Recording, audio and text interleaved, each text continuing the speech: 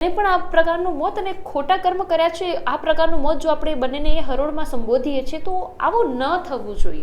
હાલાકી થઈ ગયું છે એને હું નકારી નથી શકવાની, જે થવું છે એને હું રોકી પણ નથી શકવાની, પરંતુ આ પ્રકારનું મોત એ બહુ દુઃખદ શબ્દો સાથે, બહુ જ દુઃખ લાગણી સાથે આ વ્યક્ત થઈ રહ્યું છે. આપણે બધાએ જોયું કે આપણા રાજ્યના પૂર્વ મુખ્યમંત્રી વિજયભાઈ રૂપાણીનું પણ આમાં નિધન થયું છે.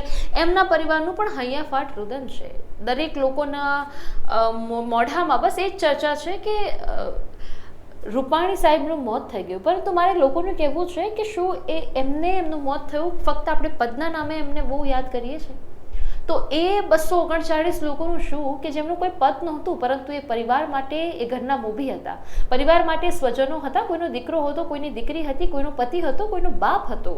તો આપણે એમને પણ સાથે યાદ કરી લઈએ ને ભગવાન પાસે એમની આત્માને શાંતિ મળે એ માટે પણ આપણે પ્રાર્થના કરી લઈએ. હા, મને બહુ જ દુઃખ છે, અધધ દુઃખ છે કે આપણા રાજ્યના પૂર્વ મુખ્યમંત્રી વિજયભાઈ રૂપાણીનું નિધન થયું છે.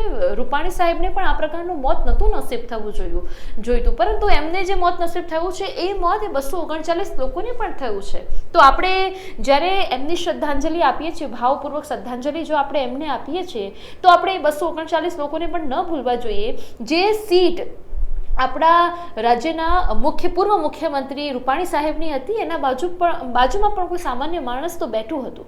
તો આપણે એમને એ જ આંખોથી જોઈએ, જે આંખોથી, જે લાગણીથી, જે દુઃખથી આપણે અત્યારે રૂપાણી સાહેબની ભાવપૂર્વક શ્રદ્ધાંજલિ આપી રહ્યા છે.